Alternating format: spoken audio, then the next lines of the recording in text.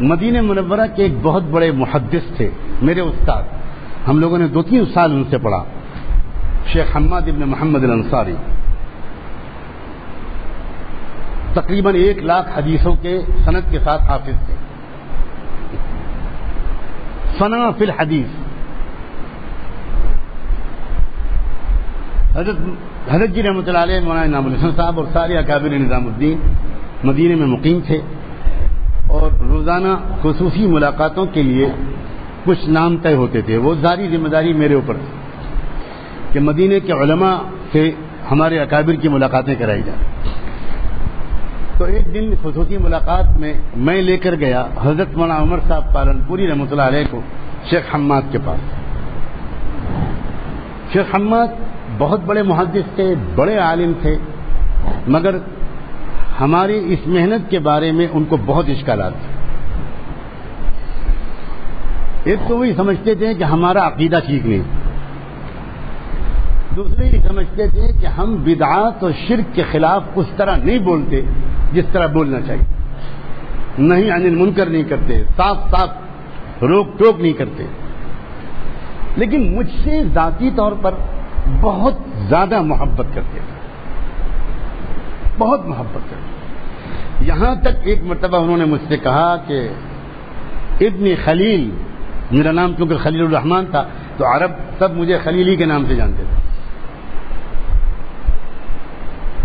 عربی کا ان کا جملہ تھا احب فیک کل شیء الا التبلیغ، تمہاری ہر چیز مجھے بہت پسند ہے سوائے تبلیغ کے، اللہ تم کو اس سے چھٹکارا دے۔ میں بھی سوچے ہوئے تھا کہ انشاءاللہ آپ کا بھی وقت لگوانا ہے، یہ تو چیز ہی عجیب ہے، جس کو لگ جائے وہ سب کو جلا کے چھوڑتی ہے، عجیب چنگاری ہے یہ۔ خیر وہ وقت آیا، مولانا عمر صاحب کو لے کر ہم لوگ گئے، رات کے کھانے کی انہوں نے دعوت کی، اور انہوں نے کہا کہ میں کیونکہ شیخ عمر صاحب سے بولنا چاہتا ہوں، ان سے کہہ دینا وقت لے کر آئیں اور کھانا ہمارے ساتھ کھائیں۔ اور مدینے کے علماء کو، عدالت کے قاضیوں، ججوں کو انہوں نے مدعو کر لیا، اور وہاں کھانے وانے سے فارغ ہونے کے بعد مجلس جمی، قہوہ اور کھجور کا دور چلا، اور اس کے بیچ میں انہوں نے کہا کہ شیخ عمر ایک بات آج مجھے آپ سے کہنی ہے، اور انہوں نے پھر یہ کہا بڑے احترام کے ساتھ، بڑی محبت کے ساتھ کہ آپ بڑی اچھی محنت کر رہے ہیں، یہ ہو رہا ہے، مگر آپ نہیں عن المنکر نہیں کرتے، آپ برائیوں سے صاف صاف روکتے نہیں، یہاں تک کہ شرک و بدعت بھی آپ دیکھتے ہیں تو آپ اس پر بھی نہیں ٹوکتے۔ اب مولانا عمر صاحب کو اور کیا چاہیے تھا، بہترین موقع ملا کہ سارے علماء کے سامنے دعوت کی حکمت کو کھولے۔ اب مولانا نے کیا درد مندانہ گفتگو کی، بڑے عاجزی اور تواضع کے ساتھ، بڑے انکسار کے ساتھ یہ کہتے ہوئے کہ آج مدینے کے علماء جمع ہیں، اور مدینے کے علماء جس بات پر فتویٰ دے دیتے تھے، امام مالک رحمۃ اللہ علیہ ساری دنیا کے علماء کی طرف اس کے بعد دیکھتے بھی نہیں تھے۔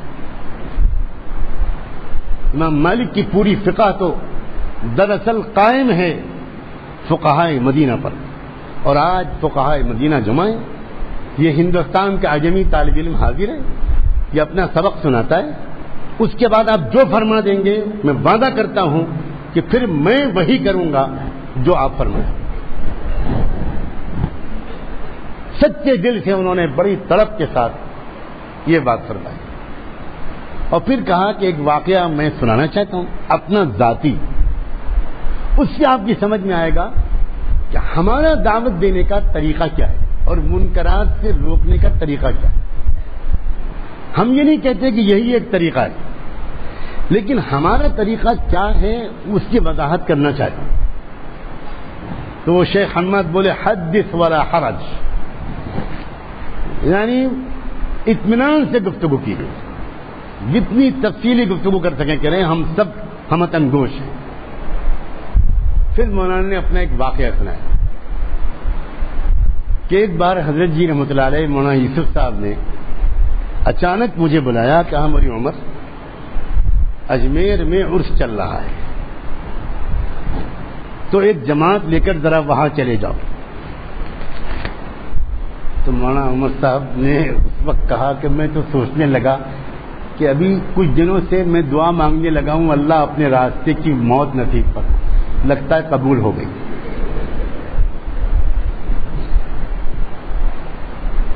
کوئی قبولیت کی گھڑی تھی اور میرا ٹکٹ تو کٹ گیا. حضرت جی کچھ عذر کرنا چاہا، حضرت نے کچھ نہیں سنا، خوب ترغیب دے کر اور فرمایا کہ نہیں جاؤ، فرض ہے ہمارا. اللہ خیر فرمائے. وصیت کی گھر والوں سے، کہاں سنا معاف کرایا، اب بسم اللہ مجرہا و مرساہا، روانہ ہو گئے. وہاں پہنچے. اب سنو کیا انداز کیا کہنے لگے کہ حضرت جی کی دعائیں تھیں، توجہات تھیں. یہ طریقہ ہوتا ہے بزرگوں کا، اپنے اوپر کچھ نہیں لیتے. اللہ نے ایسی حکمت میرے اوپر سجھائی، ایسا راستہ کھولا جو کبھی پہلے سوچا بھی نہیں تھا. کہنے لگے میں وہاں صحن میں جہاں مزار ہے حضرت خواجہ معین الدین چشتی رحمۃ اللہ علیہ کا، اس کے باہر صحن میں ایک کونے میں رومال ڈال کے اپنا چہرہ ڈھک کے اور بیٹھ گیا. اور میں اللہ کی طرف متوجہ ہو گیا، روتے روتے میرا برا حال، دعائیں کر رہا ہوں. اللہ بھیج دیا حضرت جی نے، میں کیا کروں، کیسے کروں یا اللہ، کس طرح یہاں پر بات شروع کروں، کیسے بات کروں، کیا ہوگا یہاں. خوب اللہ سے خوب مانگا. اللہ تعالیٰ نے ایک حکمت دل میں سجھائی. کہنے لگے میں ایک دم سے میں نے اپنا رومال ہٹایا اور اٹھا، اور روتے روتے میری آنکھیں لال ہو چکی تھی، اور میں نے زور سے نعرہ لگایا، جو خواجہ کی ولایت کا قائل ہو آگے آ جائے، جو خواجہ کی ولایت کا قائل ہو آگے آ جائے، جو خواجہ کی ولایت کا قائل نہ ہو باہر نکل جائے. سب لوگ سمجھے کوئی بہت بڑا پیر ہے. اس مرتبہ کا آنا وصول کہ اللہ جی نے بغداد شریف سے آیا ہے کہ کہاں سے آیا ہے، یہ کوئی بہت بڑا پیر ہے. اور پھر میں بیٹھ گیا نعرہ لگا کے، اور پھر تھوڑی دیر کے بعد پھر اسی طرح میں نے نعرے لگائے. اور میں نے جب دوبارہ دیکھا تو پتہ چلا 50-60 لوگ بیٹھے اور باقی لوگ کھڑے. پھر لگے. اور اس کے بعد پھر میں نے اس کے بعد لوگوں سے کہا، او خواجہ کے چاہنے والوں، ایک بات بتاؤ، خواجہ کا نام نامی اسم گرامی کیا تھا؟ بڑے جلال کے ساتھ. جلال کے ساتھ بولنا یہ علامت ہے پہنچے ہوئے ہونے کی.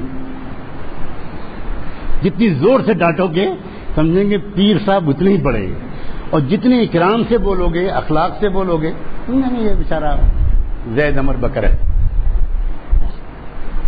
سب بزنس کے سیکرٹس ہیں.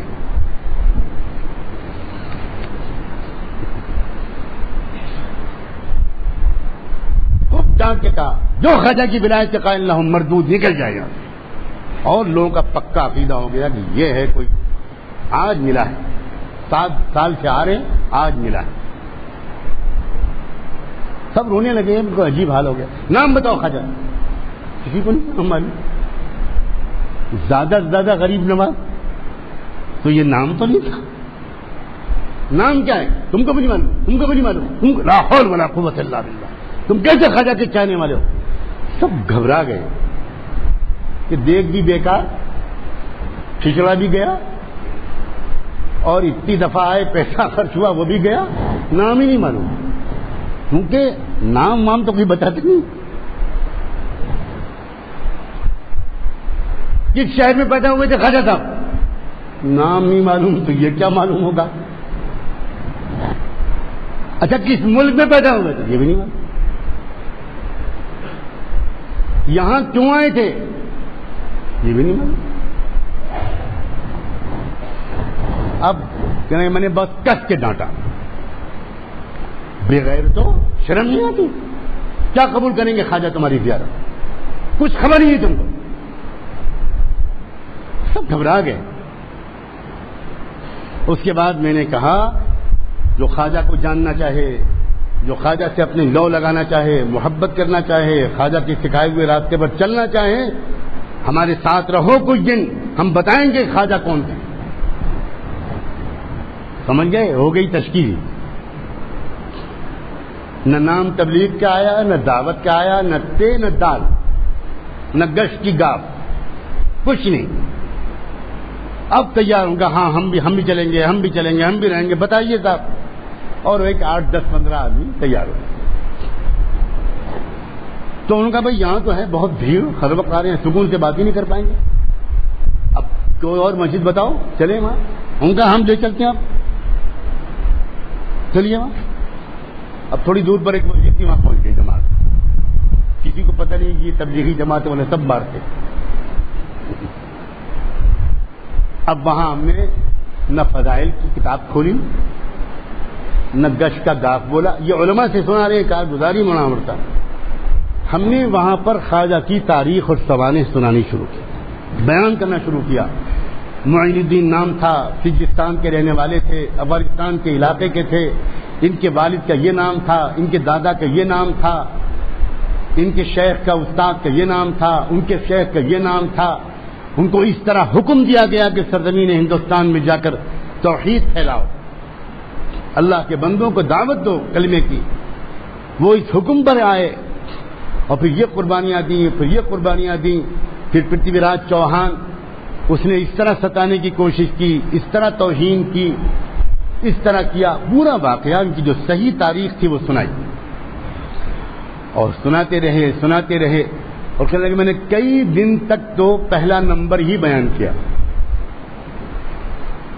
سمجھ گئے ہوں گے آپ کہ خواجہ نے یہ سکھایا، لا الہ الا اللہ سکھایا. اس ملک میں کلمہ انہوں نے پھیلایا، محمد الرسول اللہ انہوں نے سکھایا. یہ خواجہ کے ذریعے سے اس ملک کے اندر یہ کلمہ آیا. اور اس کے بعد میں نے دوسرے تیسرے دن چوتھے دن پھر میں نے خواجہ نے اس ملک میں نماز سکھائی. خواجہ نے نماز پھیلائی. پھر نماز کے فضائل، نماز کے مسائل، نماز کا طریقہ، نماز کے مسائل، نماز پر ملنے والا اجر، نماز کیسے پڑھی جائے، خوب جم کر. خواجہ اس طرح نماز پڑھتے تھے، پڑھو نماز. اب سب اچھی سے اچھی نماز پڑھنے لگے. اب میں سوچنے لگا اللہ کب تک یہ راز چھپا رہے گا. یہاں تک کہ میں نے پورے 40 دن ان کے گزروا دیے 6 نمبر سکھانے میں، اور یہی بتا کر کہ خواجہ نے یہ سکھایا، خواجہ نے یہ سکھایا، خواجہ نے یہ سکھایا، خواجہ نے یہ سکھایا. اس کے بعد 40 دن کے بعد میں سوچنے لگا کہ ابھی کچھ دن اور زندہ رہنا ہے. اب یہ امانت لے جا کے حضرت جی کو واپس کرو. واپس آئی جماعت. نظام الدین مرکز میں سیدھے نہیں گئے، درگاہ کے پاس کہیں ٹھہرے، اور پھر جا کر حضرت کے پاس کہا کہ حضرت یہ سب کارگزاری سنائی اور کہا اتنا ہو گیا، اللہ کا بہت کرم. لیکن ابھی ان کو اور آگے کچھ نہیں پتا ہوگا تو پھر کیا ہوگا یہ مجھے نہیں پتا، لیکن ابھی ان کو کچھ نہیں پتا. لیکن نماز اچھی ہو گئی، وضو اچھا کرنے لگے، رونے لگے، اخلاق سیکھنے لگے، کایا پلٹ ہو گئی ان کی.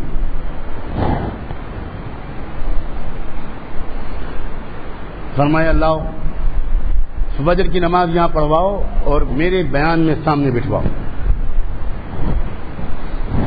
اور اللہ کی طرف متوجہ ہو کر دعا مانگو. مولانا عمر صاحب نے کہا کہ اب کیا کریں، حضرت جی کا حکم تھا.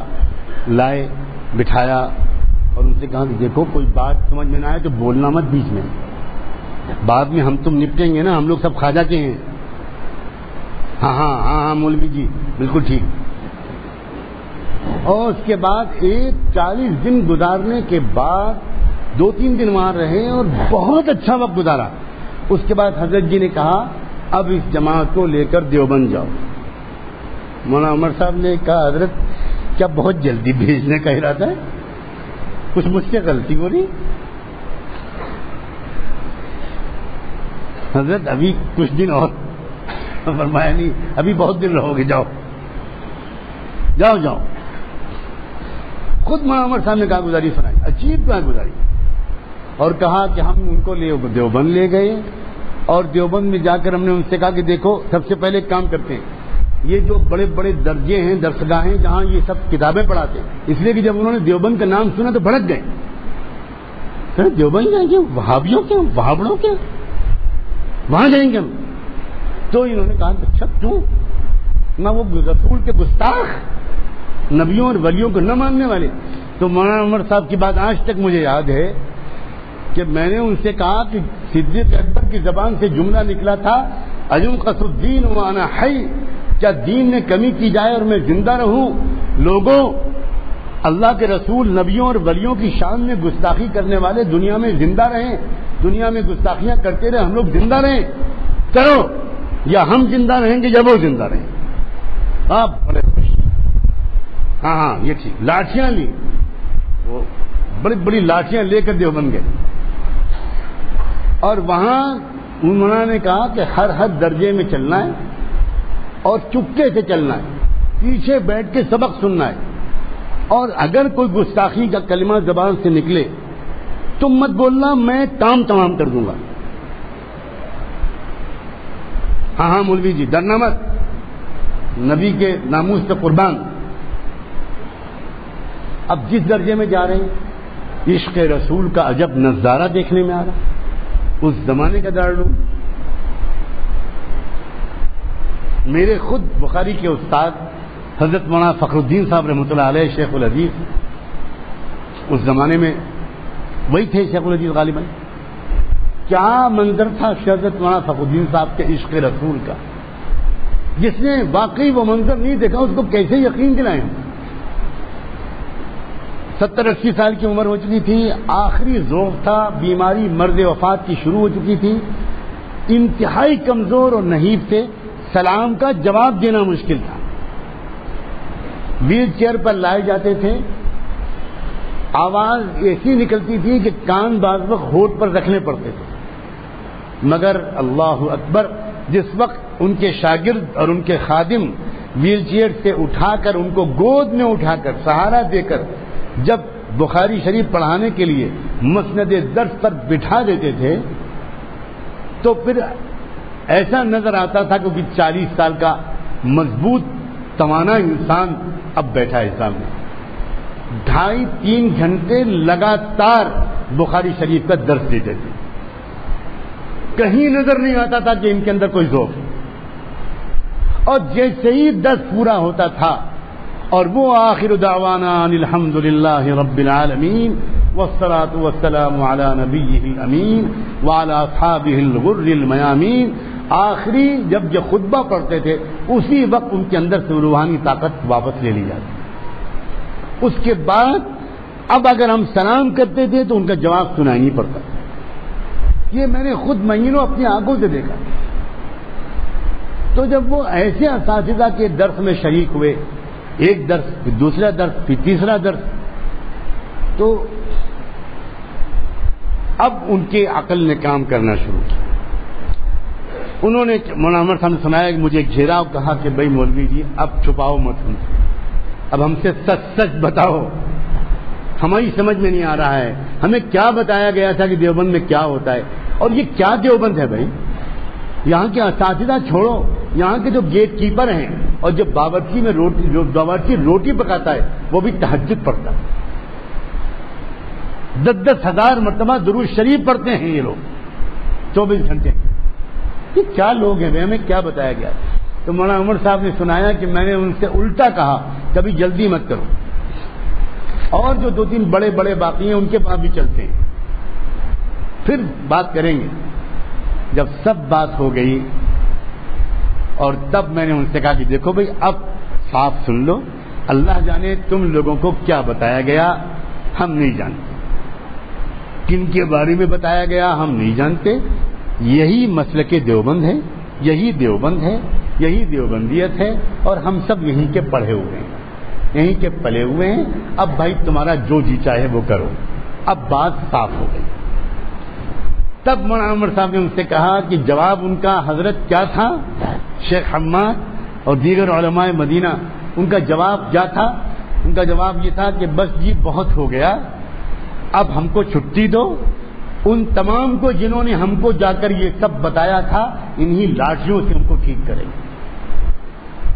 گمراہ کر کے چھوڑ دیا ہم کو، جیسے اچھے اچھے لوگوں سے ہمارا رشتہ توڑ دیا.